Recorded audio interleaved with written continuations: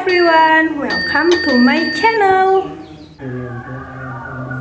Perkenalkan, nama saya Intan Nuraini, NIM 23010644524, kelas 2023M, Prodi S1 PGSD, Fakultas Ilmu Pendidikan. Di sini saya akan membahas salah satu berita hoax yang banyak beredar di media sosial baru-baru ini. Berita palsu atau hoax yang tersebar di dunia maya tersebut disebarkan oleh sejumlah oknum yang tidak bertanggung jawab. Oke, sebelum lebih jauh, kalian tahu nggak sih apa itu hoax? Hoax adalah informasi yang tidak benar tetapi dibuat seolah-olah benar adanya. Dengan kata lain, hoax diartikan sebagai upaya pemutarbalikan fakta menggunakan informasi yang seolah-olah meyakinkan akan tetapi tidak dapat diverifikasi kebenarannya. Oke, kita langsung saja mengutip salah satu contoh berita hoax. Let's get it!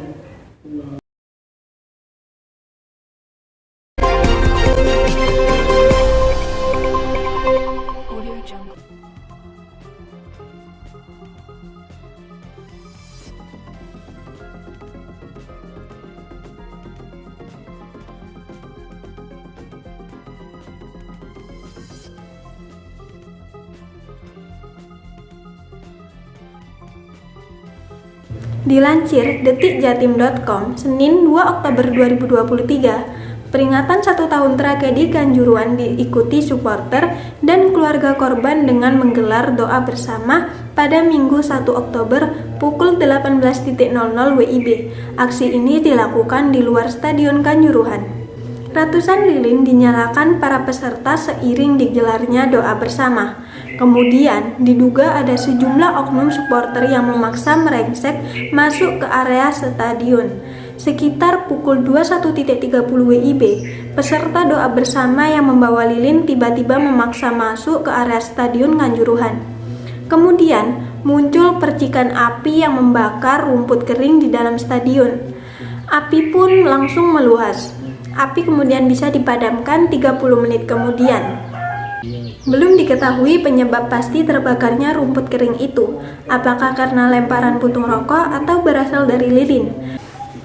Oke, cerita tersebut merupakan salah satu contoh berita hoax. Namun kira-kira kenapa ya berita tersebut disebut berita hoax? Ada yang ngerti? Mari kita bahas.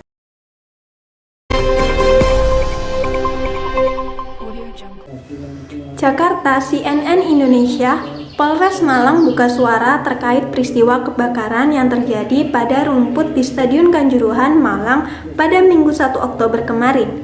Kapolres Malang AKBP Putu Holis Haryana memastikan tidak ada tanda-tanda pembakaran yang terjadi di Stadion Kanjuruhan seperti yang beredar di sosial media. Hal tersebut disampaikan Putu usai meninjau langsung kondisi Stadion Kanjuruhan pada Senin 2 Oktober. Putu mengatakan video kebakaran yang beredar di media sosial merupakan proses pembersihan rumput dan ilalang yang sudah tumbuh terlalu tinggi di area stadion. Sisa potongan rumput dan ilalang yang dilakukan pembersihan kemarin oleh rekan-rekan Aremania dengan cara dibakar, ujar Bapak Putu dalam keterangannya. Bapak Putu menjelaskan sebelumnya saat sedang melaksanakan renovasi, kondisi rumput yang berada di dalam stadion sudah sangat tidak terawat sehingga perlu dipotong. Dalam upaya pembersihan itu, pelaksana proyek renovasi kemudian memberikan akses dengan membuka pagar pembatas di sisi barat dan selatan stadion. Putu mengatakan nantinya pasca proses pembersihan rumput rampung akan kembali dipasang pembatas di area barat dan selatan kurang lebih sepanjang 25 meter. Saat ini situasi Stadion Kanjuruhan sudah dalam keadaan aman dan sedang dalam proses pemugaran oleh pekerja konstruksi. Masyarakat di sekitar juga terlihat memanfaatkan area sekitar stadion untuk berolahraga santai seperti jalan kaki dan lari-lari kecil. Ia memastikan kepolisian bersama Pemkab Malang dan Waskita Karya akan terus mengawasi proses pembangunan ulang Stadion Kanjuruhan. Jadi, berita tadi yang dilansir oleh detikjatim.com merupakan berita tidak benar atau hoax karena kebenarannya adalah rumput atau ilalang tersebut sengaja dibakar karena dalam proses pembersihan yang termasuk dalam tahapan pembangunan ulang Stadion Kanjuruhan.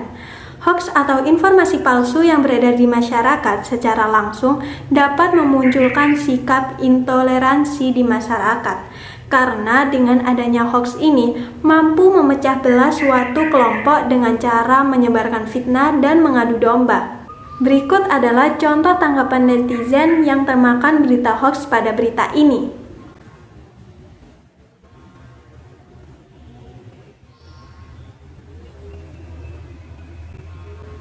Jika tidak ada kehati-hatian, kita akan dengan mudah termakan tipuan hoax tersebut, bahkan ikut menyebarkan informasi palsu itu. Tentunya akan sangat merugikan bagi pihak korban fitnah.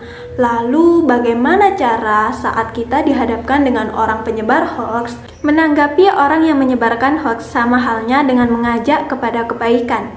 Itu proses yang tidak mudah. Kita harus menempatkan posisi pribadi kita. Perlawanan dengan orang yang seperti apa? Kalau pada orang yang keras kepala, maka cairkan sebentar kepalanya dengan mengambil hatinya. Kalau dengan orang yang mudah menggunakan akal, maka sodorkan saja bukti-bukti kebenaran. Kita juga harus menerapkan metode saring sebelum sharing.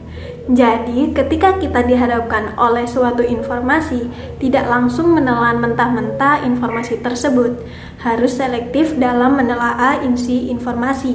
Kita harus berpikir dan mengecek sumber informasi sebelum kita memaknai informasi tersebut dan menginformasikan kepada orang lain. Oke, itu saja dari saya. Goodbye.